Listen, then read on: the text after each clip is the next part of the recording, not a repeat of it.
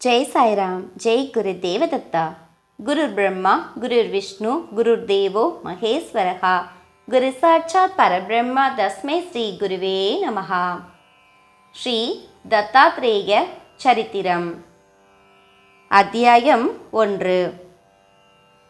ஓம் தத்தாத்ரேயாய வித்மகே யோகேஸ்வராய தீமகி தன்னோ தத்த பிரசோதயாத். பிரம்மாவின் படைப்பு. ஜென்ம ஜென்மாந்திரங்களுக்கு முற்பட்ட காலம் அது. பிரபஞ்சத்தின் துவக்கமே இல்லாத காலம். புராணங்களின்படி உருவமற்று இருந்த பரமாத்மன் என்கின்ற ஏதோ ஒரு சக்தி மட்டுமே இயங்கிக் கொண்டிருந்த காலம் அது. பரமாத்மன் என்ற சக்தியே பராசக்தி எனப்படுபவள் என்று சௌந்தரிய லஹரி, சக்தி புராணங்கள் போன்ற நூல்களில் இருந்து அறியப்படுகிறது. 3 தெய்வங்களான பிரம்மா, விஷ்ணு, சிவன் மூவரையும் உள்ளடக்கியவள் பராசக்தி.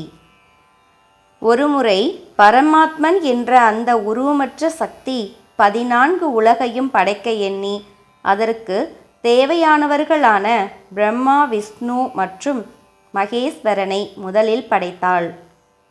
பிரபஞ்சத்தின் முதல் பகுதி துவங்கியது. படைக்கப்பட்ட அந்த மூவரில் படைக்கும் ஆற்றலை பெற்ற பிரம்மாவோ சற்றும் தாமதிக்காமல் தான் தோற்றுவிக்கப்பட்ட உடனேயே 12 உலகங்களையும் அற்புதமான எண்ணற்ற ஜீவராசிகளையும் படைக்கத் துவங்கினார். மனிதகுலம் உயிர் பெற துவங்கியது. சிருஷ்டியை உருவாக்கிய பிரம்மா முதலில் 7 தேவரிஷி முனிவர்களான அங்கிரசர், அத்திரி, வசிஷ்டர், புலசா, புலத்தியா, மார்கசி மற்றும் கிராது என்பவர்களை படைத்தார். அப்படி படைக்கப்பட்ட பிரம்மாவின் மானசீக புத்திரர்களில் அத்ரி முனிவர் 2ஆமவர் ஆவார். அவரைத் தொடர்ந்து பிரம்மாவின் உடலின் அனைத்து பகுதிகளில் இருந்தும் பல்வேறு குணங்களை கொண்ட படைப்புகள் மெல்ல மெல்ல வெளித்தோன்றிய வண்ணமே இருக்க, முனிவர்களிலும் மேலான முனிவரான கர்த்த பிரஜாபதியும் பிரம்மாவின் ஒரு பக்கத்தில் இருந்து அவதரித்தார். இப்படியாக உலகம் தோன்றி சில காலம் உழன்றது. படைக்கப்பட்ட பல உலக பிறவிகள் தங்கள் இஷ்டப்படி கட்டுக்கோப்பின்றி வாழத் துவங்கினர். தன்னால் கஷ்டப்பட்டு படைக்கப்பட்ட பிறவிகள் கட்டுக்கோப்பின்றி வாழத் துவங்கியதினால் பல காலத்திற்கு பிறகு உலக வாழ்க்கையினால் ஏற்பட இருந்த பின் விளைவுகளை குறித்து மனதில் ஆழ்ந்து யோசனை செய்த பிரம்மா கவலையுற்றார். வாழ்க்கையில் ஒழுக்கமின்றி உன்னதமான ஆன்மீக வாழ்க்கையை உருக்குலைத்த வண்ணம் தான் தோன்றித்தனமாக வாழ்வதை கட்டுப்படுத்தி நல்ல நிலைக்கு அவர்களை வழிநடத்தி செல்லும் மார்க்கத்தை காட்ட வேண்டுமெனில் ஆரம்பத்தில் அவர் படைத்திருந்த 7 தேவரிஷி முனிவர்களில் ஒருவரான அத்திரி முனிவருக்கு பிறக்கும் பிள்ளையினால் மட்டுமே அதை செய்ய முடியும் என்பதே அந்த உண்மை. என்ன செய்யலாம் என நிதானமாக பல்வேறு பிரச்சனைகளையும் ஆராய்ந்து யோசித்து பார்த்த பொழுது அவருக்கு புரிந்தது அந்த உண்மை. அத்திரி முனிவர் திருமணம். அத்திரி முனிவர் திருமணம் ஆகாதவர். நியதிகளின் விதிப்படி அத்திரி முனிவர் மற்றும் அவருடைய மனைவிக்கு ஒரு உத்தமமான பிள்ளை பிறக்க வேண்டும். அப்படி பிறக்கும் மகன் மூலமே சீரழிந்து கொண்டிருக்கும் ஆன்மீக வாழ்க்கையை சீர்படுத்த முடியும். அதை அவர் மூலம் பிறக்கும் பிள்ளையினால் மட்டுமே செய்ய முடியும் என்ற நியதி இருந்ததினால் திருமணமே ஆகாத அத்திரி முனிவர் மூலம் அந்த செயலை எப்படி செய்வது என்பது ஒரு பிரச்சனையாகவே இருந்தது. அதற்கு முன்னோடியாக திருமணமாகாத அத்திரி முனிவரை திருமணம் செய்து கொள்ள சம்மதிக்க வைக்க வேண்டும். அதற்கான காரணங்களை அவரிடம் விளக்கமாக கூற வேண்டும். இல்லையெனில் அவர் திருமணம் செய்து கொள்ள மறுத்துவிடுவார். ஆகவே அவருக்கு எப்படி திருமணத்தை நடத்தி வைப்பது, யாரை மனைவியாக தேர்ந்தெடுப்பது, இதற்கு என்ன செய்யலாம் என யோசனை செய்த பொழுது ஒரு நல்ல வழி தெரிந்தது. முனிவர்களை படைத்த பொழுது பிரம்மாவினால் படைக்கப்பட்ட ஒரு மாமுனிவர் கர்த்த பிரஜாபதி என்பவர் ஆவார். கர்த்த பிரஜாபதி பிறந்த பல காலத்திற்கு பின்னர் பிரம்மாவின் பேத்தியையே திருமணம் புரிந்து கொண்டு அவள் மூலம் 9 பெண்களை பெற்றெடுத்து இருந்தார். கர்த்த பிரஜாபதிக்கு பிறந்திருந்த அந்த 9 பெண்களில் அதி உத்தமமானவளும் நற்குணங்கள் அனைத்தும் ஒருங்கே அமைந்து இருந்தவள் அனுசியா என்கின்ற ஒரு பெண். அவளை எப்படியாவது சம்மதிக்க வைத்து அத்திரி முனிவருக்கு அவளையே திருமணம் செய்து வைத்துவிட்டால் அவர்கள் மூலம் ஒரு பிள்ளையை பிறக்க வைத்து அந்த பிள்ளை மூலம் அதர்ம வழியில் சென்று கொண்டிருக்கும் மானிடர்களை நல்வழிப்படுத்தி அவர்களை ஆன்மீக வாழ்க்கை நெறிமுறைகளோடு கூடிய வாழ்க்கையை கடைபிடிக்க வைத்துவிட்டால் உலகில் ஆன்மீகம் மட்டுமல்ல தர்ம நெறிமுறைகளும் செழிக்கும், மக்களின் வாழ்க்கையும் மேன்மையாக இருக்கும் என்ற நம்பிக்கையில் அதை செயல்படுத்தும் முயற்சிகளில் இறங்கினார்கள். அதற்கேற்றபடி அரங்கேறி நடந்த பல்வேறு நிகழ்ச்சிகளினால் அத்திரி முனிவர் கர்த்த பிரஜாபதிக்கு பிறந்திருந்த அனுசியாவை மணந்து கொண்டார். ஆனால் விதி பயனாக அதிலும் பிரம்மா நினைத்தபடி நிகழ்ச்சிகள் நடந்தேறவில்லை. திருமணமாகி பல்லாயிரம் ஆண்டுகள் ஆகி இருந்த போதிலும் அந்த தம்பதியினருக்கு எந்த ஒரு மழலை செல்வமும் கிடைக்கவில்லை. எனவே அந்த தம்பதியர் மனதில் வருத்தத்துடன் வாழ்ந்து கொண்டு இருந்தனர். இன்னமும் தமக்கு ஒரு மழலை செல்வம் கிடைக்கவில்லையே என்று வருத்தமுற்ற அத்திரி முனிவர் தனக்கு ஒரு மழலை செல்வம் வேண்டும், உலகை படைத்த ஈசனின் அனைத்து தன்மைகளை ஒத்த குழந்தை தனக்கு பிறந்தால் நான் அந்த ஈசனையே முழுமையாக சரணடைந்து விடுகிறேன் என்ற கோரிக்கையுடன் ஒற்றைக்காலில் நின்றபடி பல வருடங்கள் கடுமையான தவத்தில் இருக்கலானார். ஒற்றைக்காலில் நின்றபடி பல வருடங்கள் கடுமையான தவத்தில் இருந்த அவருடைய வைராக்கியத்தை கண்டு தேவர்கள் திகைத்து நின்றனர். இதுவே தக்க தருணம் என பிரம்மா நினைத்தார். பிரம்மா, விஷ்ணு, சிவன் என்று 3 தனித்தன்மைகளுடன் தாங்கள் படைக்கப்பட்டிருந்தாலும் தன் எண்ணம் ஈடேற வேண்டும் என்றால் கடுமையான தவத்தில் இருக்கும் அத்திரி முனிவரின் தவத்தை மெச்சும் வகையில் அவர் மும்மூர்த்திகளாக சென்று காட்சி தர வேண்டும். அப்பொழுது தமக்கு ஒரு மழலை செல்வம் வேண்டும் என்று வேண்டியபடி தவம் இருக்கும் அத்திரி முனிவரின் வேண்டுகோளை ஏற்றுக்கொண்டு அவர் விரும்பும் வளமான மழலை செல்வத்தை அளிக்க வேண்டும். அப்படி செய்வதின் மூலமே பிரச்சனைக்கு ஒரு வழி பிறக்கும். பிரம்மா நினைத்தபடியே அடுத்தடுத்து நிகழ்ச்சிகள் நடைபெறலாயின. அத்திரி முனிவரின் தவத்தினை மெச்சி அவருக்கு மும்மூர்த்திகளும் காட்சி தந்தனர். விரைவிலேயே அவருக்கு தங்கள் அம்சமாகவே ஒரு பிள்ளை தோன்றுவார் என்று அருள் புரிந்துவிட்டு சென்றனர். என்றாலும் உண்மையில் மும்மூர்த்திகளில் பகவான் விஷ்ணுவே பின்னர் அந்த பிள்ளையாக பிறக்க இருந்தார். அதற்கும் ஒரு பின்னணி காரணம் இருந்தது. மும்மூர்த்திகளும் தாங்கள் அம்சமாகவே ஒரு பிள்ளை அவர்களுக்கு பிறப்பார் என்று அருள் புரிந்துவிட்டு சென்றதினால் அத்திரி முனிவர் அனுசியா தம்பதியினர் அடைந்த மகிழ்ச்சிக்கு எல்லையே இல்லை. முதலில் அத்திரி முனிவரும் அனுசியாவும் எப்படிப்பட்ட தம்பதியினர் என்பதை தெரிந்து கொள்வது அவசியம். கற்பின் சின்னம் அனுசியா, தவ வலிமையின் சின்னம் அத்திரி முனிவர். நன்கு சீவி முடித்த தலை, கழுத்தில் ருத்ராட்ச மாலைகள், ஒரு கையில் கமண்டலம், இன்னொரு கையில் ஒரு தண்டம் அதாவது களி, இதுவே அத்திரி முனிவர் வைத்திருந்தவை. அத்திரி முனிவரின் பெருமைகள். அத்திரி முனிவரின் பெருமை எப்படிப்பட்டது தெரியுமா? ஒருமுறை வசிஷ்டருக்கும் விஸ்வாமித்திர முனிவருக்கும் எல்லையற்ற பகை உண்டாயிற்று. அந்த சமயத்தில் வசிஷ்ட முனிவர் வாழ்ந்து கொண்டு இருந்த நாட்டை ஆண்டு வந்த கல்மசா பாதா என்ற மன்னன் ஒரு நாள் காட்டில் வேட்டையாட சென்ற பொழுது அங்கு வசிஷ்டரின் மகனை கண்டான். மன்னன் கல்வசாபாவிற்கு வசிஷ்டரின் மகன் யார் என்று தெரியாததினால் காட்டில் வேட்டையாட சென்ற பொழுது அங்கு இருந்த வசிஷ்டரின் மகனை கண்டு கொள்ளாமல் இருந்துவிட்டான். அதனால் தன்னை மரியாதை குறைவாக நடத்திவிட்டான் என்று வசிஷ்டரின் மகன் சக்தி என்பவர் தவறாக எண்ணிக்கொண்டு கல்மசாபாவை ஒரு ராட்சசன் ஆகும்படி சாபமிட்டு விட்டார். அந்த சாபத்தினால் ராட்சசனாக மாறினான் கல்பபாதா.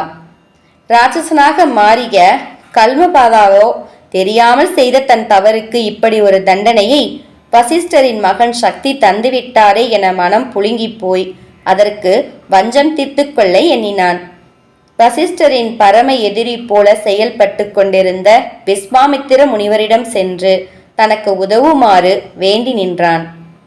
வசிஷ்டரை பழி தீர்த்து கொள்ள ஒரு நல்ல சந்தர்ப்பம் வராதா என்று எதிர்பார்த்து காத்திருந்த விஸ்வாமித்திர முனிவரும் உடனடியாக தன் முழு ஆதரவையும் கல்மபாதாவுக்கு தர அதை பெற்றுக்கொண்டவன் தன் வஞ்சகத்தை தீர்த்து கொள்ளும் வகையில் வசிஷ்டரின் அனைத்து மகன்களையும் பிடித்து கொன்றுவிட்டு அனைவரையும் விழுங்கிவிட்டான். மகன்கள் அனைவரையும் இழந்து நின்ற வசிஷ்டர் மனம் துடித்து போய் வருத்தத்தில் ஆழ்ந்து செய்வதறியாது மனம் கலங்கி தவத்தில் அமர்ந்து விட்டார். அந்த சமயத்தில்தான் வசிஷ்டரின் மகன் சக்தியின் மனைவி கர்ப்பமுற்று இருந்தாள். கணவனை பறிகொடுத்த வருத்தத்தில் இருந்த அவளுக்கு சில மாதங்களுக்கு பின்னர் ஒரு மகன் பிறந்தான். பிறந்த மகன் வளர்ந்து பெரியவன் ஆனான். மெல்ல மெல்ல நடந்து முடிந்திருந்த அனைத்து நிகழ்ச்சிகளையும் பற்றி அறிந்து கொண்டான். மனதில் கோபம் துளிர்விட்டது. அது கோபக்கலனாய் மாறியது. தன்னுடைய குடும்பத்திற்கு கல்மபாதா என்ற ராட்சசனால் ஏற்பட்ட கொடுமைக்கு பழி தீர்க்கும் வகையில் அங்கிருந்த அனைத்து ராட்சசர்களையும் கூண்டோடு அழிக்க எண்ணி பெரிய யாகம் செய்ய துவங்கினான். அந்த யாகம் வளர துவங்கி வெற்றி பெற்றால் வசிஷ்டர் மற்றும் விஸ்வாமித்திர முனிவர்களுக்கு இடையிலான பகை இன்னமும் அதிகரிக்கும். இது உலகிற்கு நல்லது அல்ல என்பதை உணர்ந்து கொண்ட அத்திரி முனிவர் யாகம் நடந்து கொண்டிருந்த இடத்திற்கு போய் அந்த யாகத்தின் பலனால் ஏற்படக்கூடிய பின் விளைவுகளை பற்றி வசிஷ்டரின் பேரனிடம் விரிவாக எடுத்து கூறி அவன் மனதை தேற்றிய பின்னர் அவர் நடத்தி கொண்டிருந்த யாகத்தை நிறுத்தினார். அதன் விளைவாக வசிஷ்டர் மற்றும் விஸ்வாமித்திர முனிவர்களுக்கு இடையே வளர இருந்த பகை குறையலாயிற்று. அத்திரி முனிவரின் சக்திக்கு மற்றும் ஒரு சம்பவம். ஒரு முறை அசுரர்களுக்கும் தேவர்களுக்கும் கடுமையான போர் மூண்டதில் இரு பக்கத்தில் இருந்தும் பறந்து வந்த அம்புகளும் ஆயுதங்களும் தொடர்ந்து மழை பெய்வது போல வானில் பறந்து விழுந்த வண்ணம் இருக்க, அம்பு மலைகள் சூரிய சந்திர ஒளிகளையே முழுவதுமாக மறைத்து கொண்டு நின்றன. அதனால் தேவர்கள் அந்த இருட்டில் யுத்தம் செய்ய முடியாமல் தடுமாற துவங்கினர். பயந்து போன தேவர்கள் அத்திரி முனிவரின் துணையை நாடி ஓட, இருட்டில் தடுமாற துவங்கிய தேவர்களை காப்பாற்ற தன் தவ வலிமையினை உபயோகித்து அத்திரி முனிவர் தானே சூரிய சந்திரனாக அவதரித்து ஒளி கொடுத்து தேவர்களை காத்தார். அனுசியாவின் கதை. அத்திரி முனிவர் அப்படிப்பட்ட குணம் உடையவரென்றால் அவருடைய மனைவி அனுசுயா மட்டும் சளைத்தவராகவா இருப்பார்? இந்த உலகில் மானிட உருவில் அவதரிக்க வேண்டிய நிர்பந்தங்கள் சில தெய்வங்களுக்கு ஏற்பட்ட போது அந்த தெய்வங்கள் பல பெண்கள் மூலம் தனித்தனியே பிறவி எடுத்து அந்த அவதாரத்தின் நோக்கம் முடிந்தவுடன் மீண்டும் மறைந்து போனாலும் ஒரே தினத்தில் சன நேரத்தில் மும்மூர்த்திகளான பிரம்மா, விஷ்ணு மற்றும் சிவபெருமானை தான் பெற்றெடுத்த பிள்ளையாக ஆக்கி தனது தாய்ப்பாலையும் தந்த பெருமையை பெற்ற ஒரே தாயார் அத்திரி முனிவரின் மனைவியான அனுசியா மட்டுமே. அது மட்டுமல்ல, அந்த தெய்வ குழந்தையும் நிலையான அழிவற்ற தன்மையை கொண்ட குழந்தையாகும். மார்க்கண்டேய புராணத்தில் கூறப்பட்டுள்ள இந்த கதையை படித்தால் அவளுடைய பெருமை புரியும். பல காலத்துக்கு முன் கௌசிகா என்றொரு பிராமணர் வாழ்ந்து வந்தார். பூர்வ ஜென்மத்தில் ஏற்பட்டிருந்த கர்மவினை பாவத்தினால் அவர் தன்னுடைய அனைத்து செல்வங்களையும் ஒரு விலை மாதுவிடம் இழந்துவிட்டார். பல காலமாக அவளுடன் அவர் தொடர்ந்து கொண்டிருந்த அளவுக்கு மீறிய காம வேட்கை அவர் உடலில் தீராத நோயை தந்திருந்தது. அவருக்கு ஷீலாவதி என்ற அதி உத்தமமான நற்குணங்கள் நிறைந்த மனைவி அமைந்திருந்தாள். சீலாவதி கணவனின் சுகமே தன்னுடைய வாழ்க்கை என்று எண்ணியபடியே பதிவிரதையாக வாழ்ந்து வந்தார். கணவன் எப்படி இருந்தாலும் பதிவிரதைகளுக்கு கணவனே கண்கண்ட தெய்வம் என்பது அவளது எண்ணம். அவர் உயிருடன் உள்ளவரைதான் தனக்கும் பெருமை என்று தாலி பாக்கியத்தை நினைத்தே வாழ்ந்தவள். அனுசயாவிற்கு நிகராகவே கணவனுக்கு பணிவிடை செய்து வந்த கற்புக்கரசி அந்த ஷீலாவதி. நோயுற்று வீட்டில் முடங்கி கிடந்த கணவனோ ஒரு முறை அவன் வீட்டு வழியே சென்ற அந்த விலை மாதுவை மீண்டும் பார்த்துவிட்டான். அவள் மீதான ஆசை அவன் மனதை அரிக்கத் துவங்கியது. அவளிடம் மீண்டும் சென்று சல்லாபிக்க ஆசைப்பட்டார். மனதை கட்டுப்படுத்த இயலாமல் போய் மனைவியிடம் தன் ஆசையை கூறி அவளிடம் ஒரு முறை தன்னை அழைத்து செல்லுமாறு கெஞ்சி கேட்டான். கணவன் மகிழ்ச்சியே தனக்கு தேவை என்று எண்ணிய சீலாவதியும் வேறு வழி தோன்றாமல் இருட்டு ஆனதும் கணவனை தன் தோளில் தூக்கி கொண்டு அந்த தாசி வீட்டிற்கு செல்ல துவங்கினாள். போகும் வழியில் அவர் கால்கள் ஈட்டி போன்ற ஆயுதத்தால் குத்தப்பட்டு மரணத்துடன் போராடிக்கொண்டு வழியில் கிடந்த மாண்டவிய முனிவர் என்பவர் மீது பட்டுவிட்டது. மாண்டவிய முனிவர் அங்கு எப்படி வந்தார்? மாண்டவிய முனிவர் விழுந்து கிடந்த அந்த இடத்தில்தான் சில நாட்கள் முன்னர் அவர் மௌன விரதம் பூண்டு தவத்தில் ஆழ்ந்து இருந்தார். அப்பொழுது அரச சேவகர்கள் சில திருடர்களை துரத்தி கொண்டு அந்த வழியாக ஓடி வந்து கொண்டிருந்தனர். மாண்டவிய முனிவர் தவத்தில் இருந்த இடத்தின் அருகில் இருந்த புதரில் புகுந்து திருடர்கள் தப்பி ஓடிவிட்டனர். அவர்கள் எப்படி தப்பி சென்றனர் என்றும் அவர்கள் தப்பி சென்ற வழியும் தெரியாமல் விழித்த அரச சேவகர்கள் அந்த இடத்தில் மௌன விரதம் பூண்டு தவத்தில் இருந்த முனிவரிடம் சென்று அந்த திருடர்கள் எந்த பக்கம் ஓடினார்கள் என்று திரும்ப திரும்ப கேட்டனர். அவர் மௌன விரதம் பூண்டு தவத்தில் இருந்ததினால் பதில் எதுவும் கூற முடியாமல் மௌனமாக இருக்க அவரும் திருடர்களுக்கு உதவியாக இருக்கிறார் என்று அரச சேவகர்கள் தவறாக நினைத்துவிட்டனர். அவர் ஒன்றும் கூறாமல் மௌனமாக இருப்பதைக் கண்டு கோபப்பட்டு அவரை அடித்து உதைத்தும் அவமானப்படுத்திய பின் அரசன் ஆணையிட்டபடி அவர் உடலில் ஒரு ஈட்டியை குத்தி ஒருவரும் உதவிக்கு வராமல் தவித்து இறந்து போகட்டும் என அந்த சாலையின் ஒரு புறம் அவரை தூக்கி போட்டுவிட்டு சென்றுவிட்டனர். வலியினால் துடித்தபடி அவர் கிடந்த பொழுதுதான் கணவனை தன் தோளில் ஏற்றிக்கொண்டு தாசி வீடு சென்ற வண்ணம் அந்த பக்கம் வந்தாள் சீலாவதி. இருட்டில் வலியினால் துடித்தபடி கிடந்த அவரை கவனிக்காமல் ஒரு ஓரமாக சென்று கொண்டிருந்தவளின் தோளில் அமர்ந்திருந்த கௌசிகாவின் பாதங்கள் தவறுதலாக அவர் மீது பட்டுவிட்டது. அதை அறியாமல் ஏற்கனவே வலியால் துடித்து கொண்டு இருந்த மாண்டவிய முனிவர் தன்னை வேண்டுமென்றே கௌசிகன் எட்டி உதைத்து விட்டார் என்று எண்ணி விடிந்தவுடன் அவர் மண்டை வெடித்து மரணம் அடையட்டும் என கோபத்தில் சாபமிட்டார். சீலாவதிக்கு தெரியும் முனிவர்களின் சாபம் வீண் போகாது என்று. அதனால் விடிந்தால் நிச்சயமாக கௌசிகன் மண்டை வெடித்து மரணம் அடைந்து விடுவான் என பயந்து போன அந்த பதிவிரதை கௌசிகன் மரணத்தை தடுக்க வேண்டும், விடிந்தால்தானே அவருக்கு மரணம் சம்பவிக்கும் என்று நினைத்த பின் இனி சூரியனே உதிக்க கூடாது என மறு சாபமிட்டாள். அவளும் உத்தமி என்பதால் சாபம் தரும் அளவுக்கு சக்தி பெற்றிருந்தாள். இரவு கழிந்ததும் மறுநாள் காலை சூரியன் எழவில்லை. காரணம், பதிவிரதை கொடுத்த சாபத்தை சூரியனால் மீற முடியவில்லை.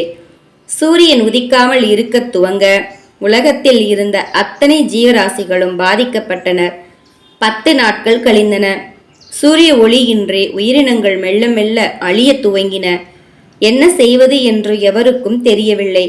ஆகவே அனைத்து முனிவர்களும் ஒன்று சேர்ந்து ஆலோசித்த பின் ஒரு பதிவிரதையின் சாபத்தை ஒரு பதிவிரதையால் மட்டுமே முடிவுக்கு கொண்டு வர இயலும் என்று உணர்ந்து அனுசியாவிடம் சென்று சீலாவதியை சந்தித்து எப்படியாவது அவளுடைய சாபத்தை நீக்கிக் கொண்டு சூரியனை உதிக்க விடுமாறு அனுசியா கேட்டுக்கொள்ள வேண்டும் என வேண்டுகோள் விடுத்தனர்.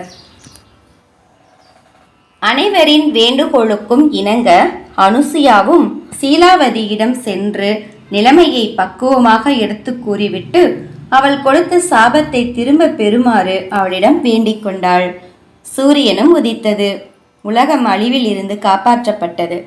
அதே சமயத்தில் சூரியன் உதித்தவுடன் அவள் கணவன் மரணம் அடைந்து விடுவார் என்கின்ற சாபத்தையும் நீக்கும் விதத்தில் சீலாவதியுடனேயே இருந்து சூரியன் உதித்தவுடன் மண்டை வெடித்து இறந்து போன கௌசிகனை தன் கற்பின் வலிமையால் மீண்டும் உயிர் பிழைக்க வைத்தாள் அனுசுயா. மரணம் அடைந்துவிட்ட கௌசிகன் மீண்டும் உயிர் பிழைத்து எழ தேவர்கள் அனுசுயா மீது மலர் மாறி பொழிந்தனர். அவள் முன் தோன்றிய தேவர்களும் முனிவர்களும் இதர தெய்வங்களும் அவளை ஆசீர்வதிக்க, அதன் பின் தோன்றிய மும்மூர்த்திகளும் அவள் முன் தோன்றி அவளுக்கு என்ன வர வேண்டும் என கேட்டனர். முதலில் அவர்கள் தோன்றிய பொழுது தன் கணவர் வேண்டிக் கொண்டபடியே தனக்கு மழலை செல்வம்தான் வேண்டும் என அவளும் கேட்டாள். மும்மூர்த்திகளும் ததாஸ்து என்று கூறிவிட்டு அவளை ஆசீர்வதித்தனர். ஏனெனில் பின்னாளில் அவளுக்கு அவர்கள்தானே பிள்ளைகளாக பிறக்கப் போகின்றனர். மும்மூர்த்திகளின் திருவிளையாடல். இப்படிப்பட்ட பெருமையும் குணாதிசயம் கொண்ட அத்திரி முனிவரின் மனைவியின் மீது பொறாமை கொண்டனர் பிரம்மா, விஷ்ணு, சிவன் என்ற 3 தெய்வங்களின் மனைவிகளான சரஸ்வதி, லக்ஷ்மி மற்றும் பார்வதி தேவியினர். அனுசுயா என்ன அத்தனை உயர்ந்தவளா என்ற பொறாமை தலை தூக்க அனுசுயாவை மட்டம் தட்ட வேண்டும், அவளுடைய கற்பின் வலிமையை சோதிக்க வேண்டும் என தீர்மானித்தனர். இடையிடையே வந்து கொண்டிருந்த நாரதர் வேறு அவர்களின் எண்ணத்தில் இன்னமும் தூபம் போட்டபடி இருந்தார். அதனால் ஒரு முறை மும்மூர்த்திகளின் மனைவிகள் இரும்பு குண்டினால் ஆன கடலைகளை நாரதரிடம் கொடுத்து அதை அனுசுயாவிடம் கொண்டு போய் தந்து வறுத்து கொண்டு வருமாறு கூறினர். அனுசுயாவா சளைத்தவள் தன் கற்பின் வலிமையால் அதையும் அவள் செய்து கொடுக்க அவள் மீது மும்மூர்த்திகளின் மனைவிகள் இன்னும் அதிக ஆத்திரம் அடைந்தனர். தங்களுடைய தோல்வியை சகித்து கொள்ள முடியாத மும்மூர்த்திகளின் மனைவிகள் மீண்டும் நாரதர் கொடுத்த யோசனையின்படி தங்களுடைய கணவர்களை அனுப்பி அனுசுயாவின் கற்பின் வலிமையை சோதிக்க நினைத்தனர். அதற்கான நேரத்திற்காக காத்திருந்தனர். காலமும் ஓடியது. மும்மூர்த்திகளின் மனைவிகள் தமது கணவர்களின் சுய உணர்வுகளை உசுப்பிவிடும் நோக்கத்தோடு அவர்களின் ஜம்பம் அனுசுயா போன்ற பதிவிரதைகள் முன்பு எடுபடுமா என்று கேலி செய்தபடியும் சவால் விட்டபடியும் இருக்க, தங்களுடைய மனைவிகளின் எண்ணத்தை முறியடிக்க வேண்டும் என்று எண்ணிய மும்மூர்த்திகளும் அனுசுயாவின் கற்பை சோதிக்க தருணம் பார்த்து காத்திருந்தனர். ஒரு நாள் காலை பொழுது எப்பொழுதும் போல அத்திரி முனிவர் தவம் செய்ய துவங்கும் முன் நதியில் குளிக்க சென்றார். அதுவே தக்க தருணம் என எண்ணி காத்திருந்த மும்மூர்த்திகளும் 3 துறவிகள் போன்ற உருவில் அனுசுயாவின் குடிலுக்கு சென்று பசிக்கு உணவு கேட்டனர். வந்து இருப்பவர்களோ துறவிகள். அவர்கள் பசிக்கு ஆகாரம் கேட்டால் கொடுக்காமல் இருப்பது பாவம் என்பதை உணர்ந்தாள் அனுசுயா. 3 துறவிகள் போன்ற உருவில் வந்து இருந்த மும்மூர்த்திகளின் உள் எண்ணத்தை அறியாத அனுசுயாவும் அவர்களை அன்புடன் வரவேற்று உபசரித்து அமரச் சொன்னாள். உள்ளே சென்று சமையல் செய்து முடித்த பின்னர் இலையை போட்டு பரிமாற வந்தாள். உணவு பரிமாற வந்தவளை தடுத்தனர் துறவிகள் உருவில் இருந்த மும்மூர்த்திகள். தாங்கள் உணவு அருந்த வேண்டும் எனில் அனுசுயா உடலில் எந்த ஆடையும் இன்றி பிறந்த மேனியுடன் வந்து உணவு பரிமாறினால்தான் சாப்பிட முடியும் என்று கூறிவிட, அதை கேட்ட அனுசுயா ஒரு கணம் திகைத்து நின்றாள். வந்துள்ள துறவிகள் ஏன் இப்படி தவறான கண்ணோட்டத்தில் பேசுகின்றனர் என மனம் குழம்பியவள். துறவிகளுக்கு உணவு தராமல் அனுப்புவது பெரும் பாவம். அதே நேரத்தில் கணவனை தவிர வேறு எவர் முன்பும் ஆடையின்றி பிறந்த மேனியுடன் நின்றால் அது கற்பு இழந்ததற்கு சமானம் ஆகிவிடும். ஆகையால் என்ன செய்வது என யோசித்தாள். ஒரு கணம் சிந்தித்தவள் கண்களை மூடியபடி தன் கணவனை பிரார்த்தனை செய்தாள். அவளது பிரார்த்தனை பலிக்கும் விதத்தில் இலை முன் அமர்ந்திருந்த மும்மூர்த்திகளும் அனுசியாவின் கற்பின் வலிமையினால் சிறு குழந்தைகளாக மாறி அழத் துவங்கினர். அவ்வளவுதான், அவள் மார்பில் பால் சுரக்கத் துவங்கியது. அழத் துவங்கிய குழந்தைகளை தூக்கி மடியில் வைத்துக்கொண்டு பால் தரலானாள். அந்த நேரத்தில் அங்கு வந்துவிட்ட அத்திரி முனிவரிடம் நடந்ததை கூறினாள் அனுசியா. அவரும் அனைத்தையும் தன்னுடைய ஞான திருஷ்டி மூலம் தெரிந்து கொண்டார். நடந்து முடிந்திருந்த நாடகமும் நாடகத்தின் காரணமும் அதன் பின்னணியில் இருந்த மும்மூர்த்திகளின் மனைவிகளின் எண்ணமும் அவருக்கு நன்கு புரிந்தது. அவர் சப்த ரிஷிகளில் ஒரு மாபெரும் முனிவர் அல்லவா? அத்திரி முனிவரும் அனுசியாவும் மனம் மகிழ்ந்து குழந்தைகளுடன் கொஞ்சி விளையாட துவங்கினர். நாட்கள் கடந்தன.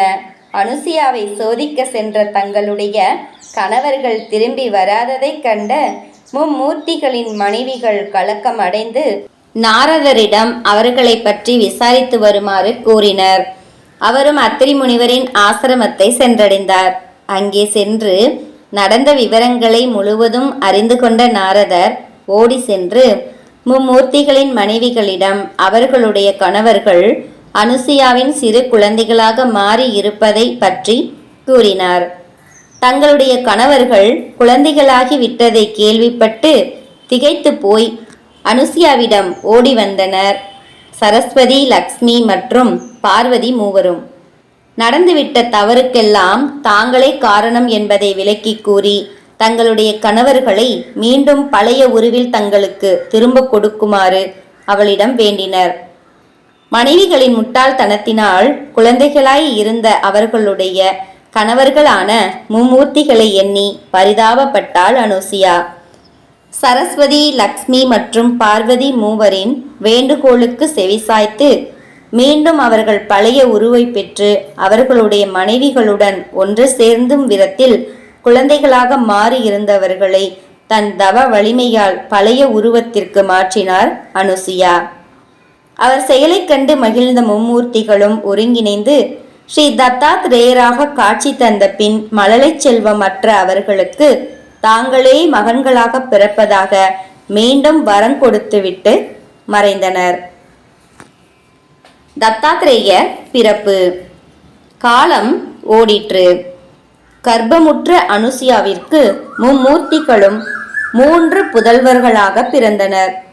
சிவபெருமான் தமஸ் குணத்தை குறிக்கும் வகையில் துர்வாச முனிவராகவும், ரகு குணத்தை குறிக்கும் வகையில் அத்திரியின் கண் மூலம் பிரம்மா சந்திரனாகவும் பிறக்க, மகாவிஷ்ணுவோ ஸ்வாத்ப குணத்தை குறிக்கும் வகையில் ஸ்ரீ தத்தாத்ரேயராகவே அவர்களுக்கு பிறந்தார். விஷ்ணுவே ஸ்ரீ தத்தாத்ரேயராக பிறக்க இருந்தார் என்பதற்கு ஒரு பின்னணி காரணம் உண்டு என்று முன்னர் கூறினேன் அல்லவா? அது என்ன? காலகாலத்திற்கு முற்பட்ட சமயத்தில் கஸ்யபன் என்ற அரசன் ஒரு நாட்டை ஆண்டு வந்தான். அவனுக்கு கஸ்யபு என்ற மகன் இருந்தான். அந்த அரசன் பெரும் கொடுமைக்காரன்.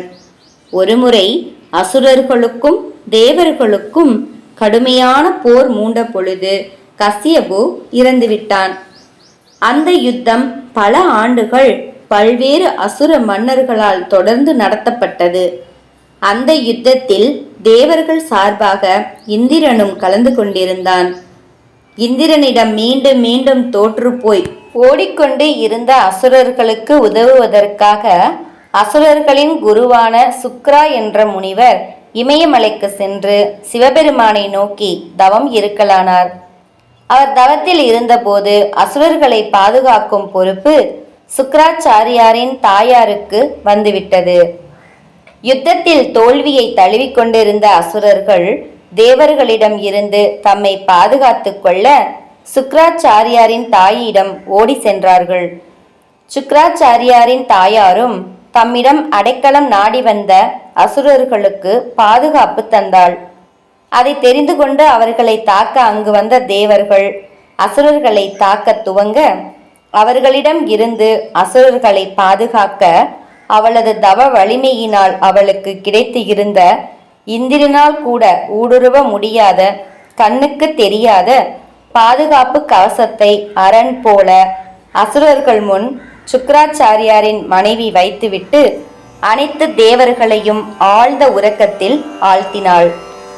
அதை கண்டு கோபமுற்ற ஸ்ரீ விஷ்ணு பகவான் அந்த பாதுகாப்பு கவசத்தை உடைக்க தனது ஆயுதமான சுதர்சன சக்கரத்தை ஏவிய போது அந்த சக்கரம் பாதுகாப்பு கவசத்தை தகர்த்து தவறுதலாக சுக்கராச்சாரியாரின் தாயாரின் தலையையும் சேர்த்து துண்டித்து விட்டது.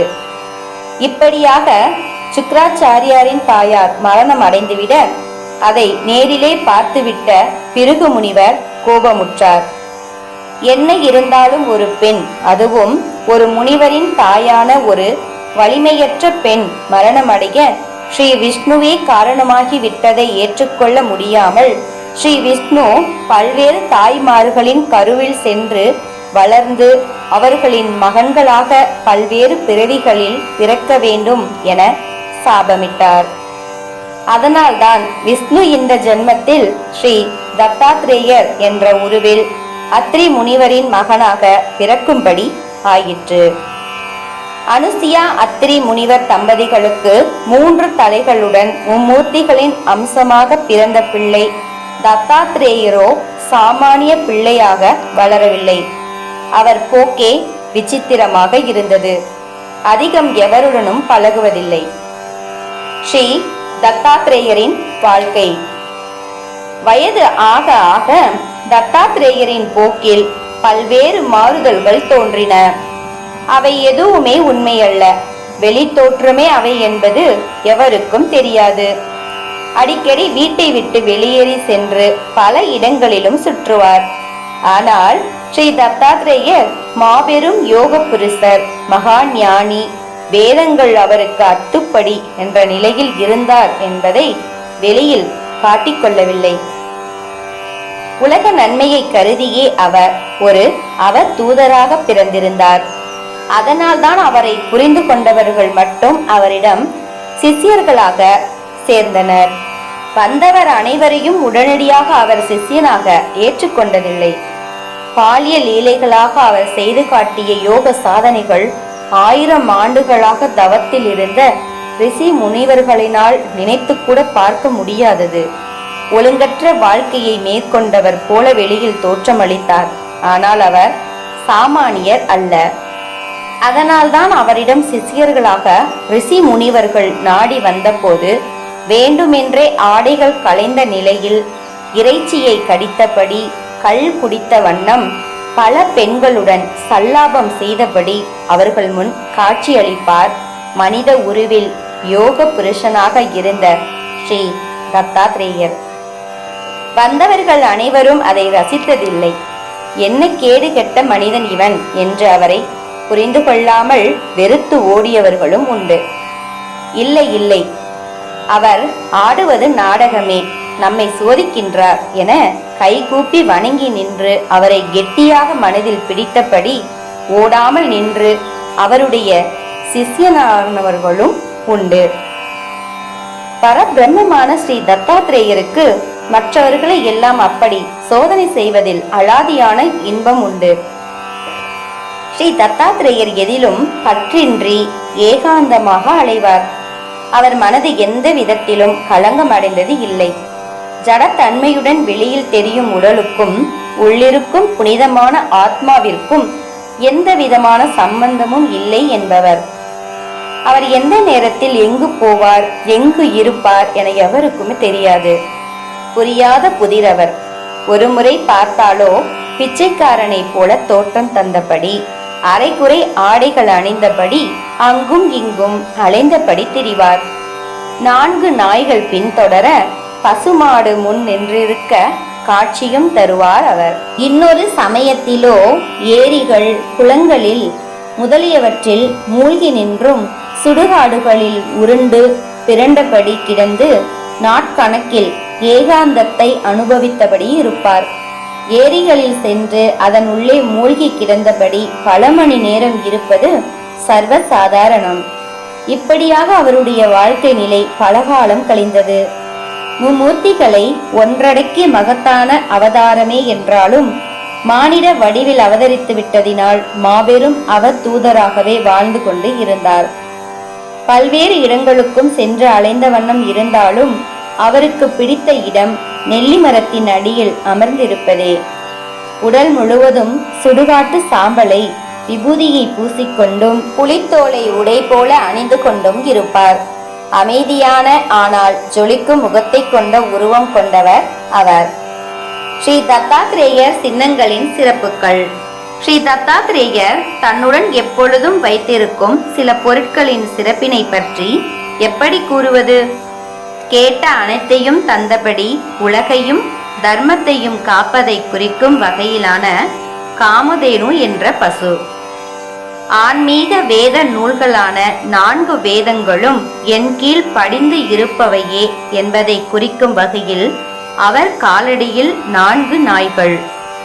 தான் என்ற அகந்தையை அழிப்பதை குறிக்கும் வகையில் திரிசூலம். அறியாமையை அழித்து ஒருவனுடைய மனசாட்சியை தட்டி எழுப்புவதை குறிக்கும் வகையில் கையில் குடுகுடுப்பை. முக்காலங்களையும் கடந்து நிற்பவர், அனைத்து காலத்தையும் தானே இயக்குபவர், ஆரம்பமும் முடிவும் அற்றவர் என்பதை குறிக்கும் வகையிலான சுதர்சன சக்கரம். உள் ஆத்மாவை தட்டி எழுப்பும் விதத்தில் ஓம் என ஒலிக்கும் சங்கு. வைராகியத்தையும் பிறந்த எதற்கும் அழிவு நிச்சயம் என்பதை குறிக்க விபூதி. நம்மிடம் உள்ளவற்றில் பகிர்ந்து கொள்ள முடிந்தவைகளை பகிர்ந்து கொள்ள வேண்டும் என்பதை காட்ட கையில் ஒரு பிச்சை பாத்திரம். எப்பொழுதும் பகவானுடைய நாமம் ஜபம் செய்து கொண்டு இருக்க வேண்டும் என்பதற்கு அடையாளமாக ஒரு ஜபமாலை. இங்கு முடித்து அடுத்த பாகத்தில் தொடரலாம். திகம்பரா திகம்பரா ஸ்ரீபாத வல்லப திகம்பரா, திகம்பரா திகம்பரா ஸ்ரீ தத்த தேவா திகம்பரா. ஓம் ஸ்ரீ தத்தாத்ரேய குருவே நம. ஸ்ரீ சாய்நாதம் சரணம் பிரபத்தே. ஜெய் சாய்ராம். ஜெய் குருதேவ தத்தா.